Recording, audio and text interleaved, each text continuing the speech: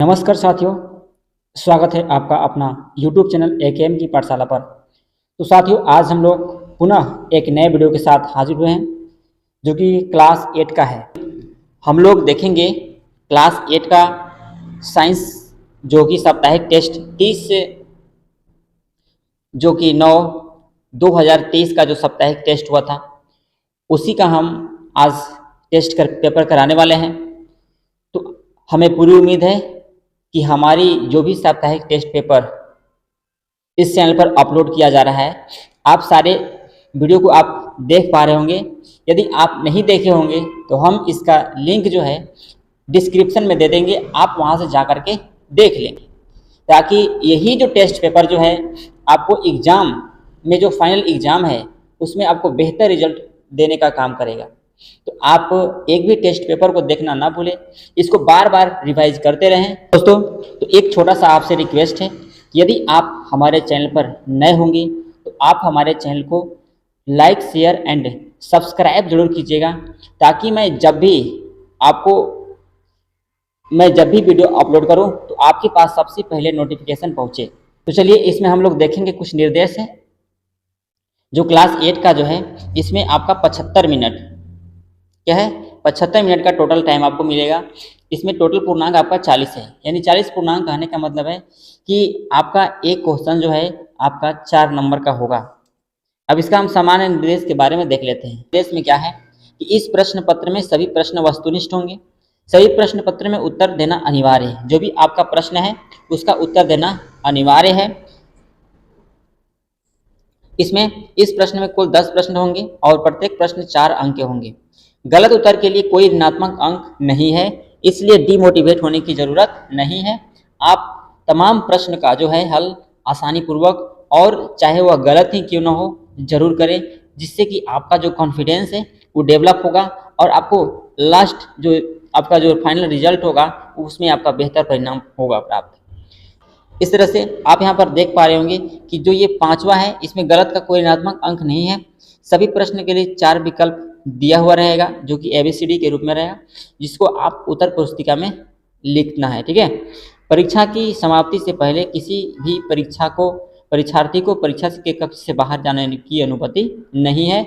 मतलब कि ये समझिए कि आप जब तक आपका परीक्षा खत्म नहीं होता है आपको क्लास से बाहर नहीं जाना है। इस तरह से ये आपका कुछ सामान्य निर्देश था। अब हम लोग प्रश्न की ओर चलते हैं। प्रश्न ये रहा आपका प्रश्न संख्या 1। इसमें क्या कहता है कि दहन के लिए कौन सी परिस्थितियां आवश्यक है। ऑप्शन ए दहनशील पदार्थ, ऑप्शन बी वायु, सी ज्वलनताप, ये तीनों।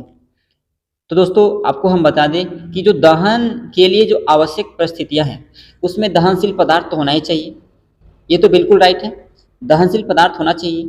अगर वायु नहीं रहेगा तो वो पदार्थ जो है नहीं दहन होगा, जलेगा नहीं। ज्वलन ताप, अगर उसमें ज्वलन ताप उत्पन्न ना हो तब पर भी नहीं जलेगा। इसका मतलब ये हुआ कि दहन के लिए ये तीनों परिस्थितियां आवश्यक है। ठीक है, यानी इसका आंसर क्या होगा, डी नंबर इसका राइट आंसर होगा। उसी तरह से बी नंबर क्वेश्चन की हम लोग बात कर लें। देखिए, बी नंबर क्या कहता है कि बिजली के उपकरण और पेट्रोल जैसे ज्वलनशील पदार्थों में लगी आग को बुझाने के लिए किस अग्निशामक का प्रयोग किया जाता है। मतलब जब किसी के घर में आग लग जाता है या किसी उपकरण में, बिजली उपकरण में आग लग जाता है, पेट्रोल में आग लग जाता है, तो उसको बुझाने के लिए हमको किस अग्निशामक का प्रयोग करेंगे। ऑक्सीजन का होगा नहीं, क्योंकि ऑक्सीजन जो है यह ज्वलन ताप को और बढ़ाता है। तो इसका आंसर जो क्या होगा, कार्बन डाइऑक्साइड होगा, है ना। क्या होगा, कार्बन डाइऑक्साइड होगा, क्योंकि यहाँ पर कार्बन डाइऑक्साइड जो है ऑक्सीजन का जो है यह विरोध उत्पन्न करता है, जिसके कारण ऑक्सीजन की परतें जो होता है वहाँ से हट जाता है और आराम से जो भी आग लगा हुआ है वो क्या हो जाता है, आराम से बुझ जाता है। तो इस तरह से इसका आंसर जो होगा आपका बी नंबर होगा, यानी सेकेंड का बी होगा, राइट। तो इस तरह से उम्मीद है कि आपको समझ में आ गया होगा। चलिए, तो हम लोग देख लेते हैं प्रश्न संख्या 3। प्रश्न संख्या 3 क्या कहता है कि सामान्यतः अग्निशामक यंत्र का जो रंग होता है वो कौन सा होता है। यानी ऑप्शन दिया हुआ है, नीला होता है, लाल होता है, बैंगनी होता है कि काला होता है? यदि आप इस प्रश्न का उत्तर जान रहे होते हैं तो आप मुझे कमेंट में जरूर बताइएगा, ठीक है। तो इसका जो आंसर होगा, सामान्यतः जो भी आप देखे होंगे, या तो आप पेट्रोल पंप के पास देखे होंगे, या तो किसी वाहन में, गाड़ी में देखे होंगे, उसका जो, या ट्रेन में देखे होंगे, तो उसका रंग जो होता है आपका लाल कलर का होता है। क्या होता है? लाल कलर का उसका यंत्र होता है, ठीक है। अब हम चलते हैं नेक्स्ट प्रश्न में, प्रश्न संख्या 4 की ओर। अब प्रश्न संख्या 4 क्या कहता है, इसको थोड़ा ध्यान से देखेंगे। प्रश्न क्या कह रहा है कि ज्वाला सबसे बाहरी क्षेत्र अर्थात अदीप्त नीला क्षेत्र का ताप कैसा होता है ना। आप स्क्रीन पर देख पा रहे होंगे कि जो ज्वाला का सबसे जो बाहरी क्षेत्र जो होता है, उसकी जो ताप कैसा होता है, ताप निम्न होता है कि उच्च होता है कि बराबर होता है कि आप शून्य होता है? बताइए क्या होता है। तो इसका जो आंसर होगा आपका उच्चतम होगा। क्या होगा? उच्चतम। यानी ज्वाला की जो सबसे बाहरी क्षेत्र जो होता है, जो कि नीला कलर का होता है, वो क्या होता है, उसका ताप जो होता है उच्च होता है। इसलिए इसका आंसर बी नंबर राइट होगा। ओके, चलिए क्वेश्चन नंबर 5 देखते हैं कि ज्वाला का मध्य भाग अर्थात दीप्त क्षेत्र कैसा होता है। मध्य भाग अर्थात दीप्त क्षेत्र, तो हम बात कर लें कि जो मध्य भाग जो होता है, इस तरह से जो मध्य भाग जो होता है ना, अगर मान लीजिए कि इस तरह से हम इसको जलाएं, तो इस तरह से जब ये जले तो जो बीच वाला पार्ट जो होता है, इसका भाग जो होता है पीला होता है। क्या होता है? पीला होता है। लेकिन इस ऑप्शन में जो 4 ऑप्शन जो दिया हुआ है, इसमें पीला ऑप्शन नहीं है, तो सफेद होगा नहीं। नीला जो होता है ये सबसे बाहरी क्षेत्र होता है, ये भी नहीं होगा, ठीक है। और काला जो होता है सबसे जो कि लो क्वालिटी का जो होता है, वहां पर काला होता है, जिससे बत्ती से जो धुआं निकलती है उसको हम लोग बोलते हैं सबसे निचला वाला पार्ट्स। और चमकीला तो होगा नहीं, लेकिन अगर कोई बच्चा चमकीला में मार दिया हो तो उसका सही हो सकता है, लेकिन उतना भी सही नहीं होगा, क्योंकि इसका राइट आंसर आप पीला होगा, ठीक है। तो चलिए ऑप्शन देखते हैं हम लोग, क्वेश्चन नंबर हम लोग देखते हैं 6 नंबर। उष्मीय मान को किस मात्रक के रूप में व्यक्त करते हैं? उष्मीय मान को किस मात्रक के रूप में व्यक्त करते हैं, मतलब उष्मीय मान को किस में मापा जाता है? तो इसका जो आंसर होगा किलो जूल प्रति केजी। क्या होगा? किलो जूल प्रति केजी इसका राइट आंसर होगा। ओके, तो इस तरह से इसका आंसर आपका होगा किलो जूल प्रति केजी। यानी ऑप्शन देखिए यहाँ पर, किलो की मीटर नहीं है, ये जूल किलो ये भी नहीं होगा, केजी नहीं होगा, ये होगा आंसर नंबर ए, यानी छठा के क्या होगा? ए होगा। ओके गाइस, तो नेक्स्ट प्रश्न हम लोग देख लेते हैं, क्वेश्चन नंबर 7। क्वेश्चन नंबर 7 क्या कहता है कि एक आदर्श ईंधन की क्या शर्तें होती है? मतलब आदर्श ईंधन हम किसको कहेंगे? तो अधिक ऊष्मा उत्पन्न करने वाला, बहुत अच्छी बात है। अगर अधिक ऊष्मा उत्पन्न नहीं करेगा तो उसको आदर्श ईंधन नहीं कहेंगे। आसान से संग्रह, मतलब आसानी से वो प्राप्त हो जाए, सस्ता हो और सुलभ भी हो, इनमें से सभी। तो बिल्कुल जो राइट आंसर जो होगा, इसमें अधिक ऊष्मा उत्पन्न होना चाहिए, आसान संग्रह होना चाहिए, सस्ता और सुलभ होना चाहिए। तो क्या होगा? इनमें से सभी, यानी इसका आंसर जो होना चाहिए आपका डी होगा, है ना। एक आदर्श के ये सब सारे शर्तें होना चाहिए, उसमें अधिक ऊष्मा उत्पन्न होना चाहिए, आसान से प्राप्त होना चाहिए, सस्ता और सुलभ भी होना चाहिए, और तो ये तमाम चीज उसमें गुण होना चाहिए। तो इनमें से सभी होगा। प्रश्न संख्या हम लोग देखते हैं 8 नंबर प्रश्न संख्या क्या कहते हैं?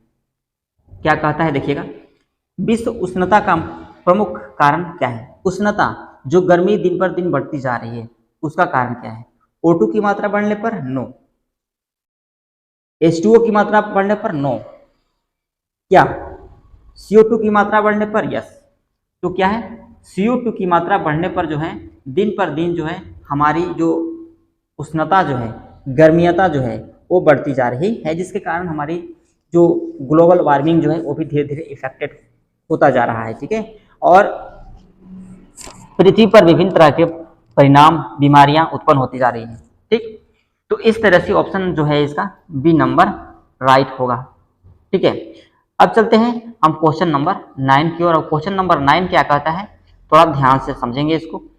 जीवाश्म ईंधन के जलने से वायु में उपस्थित नाइट्रोजन, सल्फर ऑक्साइड जब वर्षा में घुलते हैं तो वह क्या कहलाती है। ठीक है, फिर समझिएगा प्रश्न।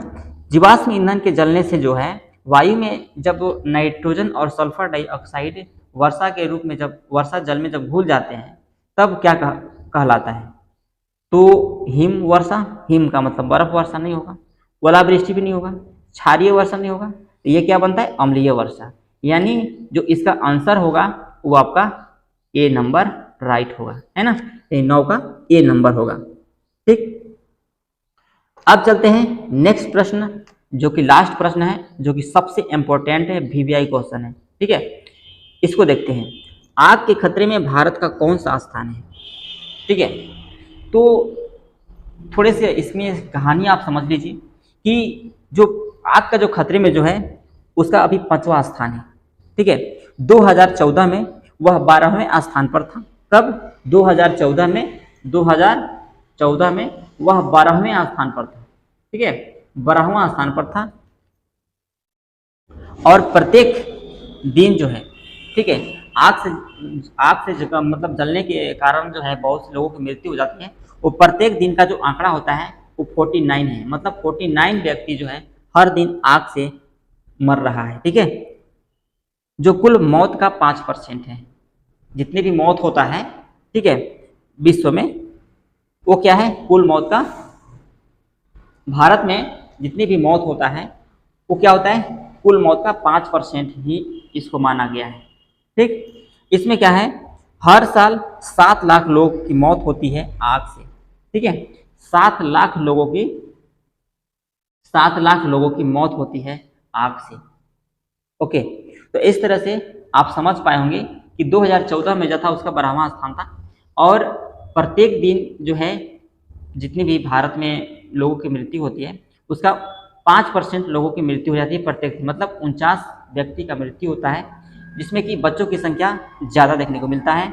और जिसमें कि प्रत्येक साल की हम लोग बात कर लें तो 7 लाख लोगों की मृत्यु होती है आग से। ठीक, तो अभी हमारा भारत देश कौन सा स्थान पर है, अभी हमारा भारत देश जो है वो आपका 5वां स्थान पर है, यानी जो 10वां का आंसर जो होगा वो ए होगा। तो चलिए मिलते हैं फिर नेक्स्ट वीडियो में। तो ये वीडियो आपको कैसा लगा मुझे कमेंट में ज़रूर बताइएगा। और लाइक, अगर वीडियो अच्छा लगा तो लाइक कीजिएगा, और अच्छा नहीं लगा तो डिसलाइक कीजिएगा, लेकिन कुछ न कुछ आप यहाँ से कर ही के जाइएगा, ताकि जिससे हमको पता चले कि जो हमारे समझाने का तरीका है उसमें क्या क्या परिवर्तन करने की आवश्यकता है। ठीक है, तो best of luck, thank you, धन्यवाद, जय हिंद, जय भारत।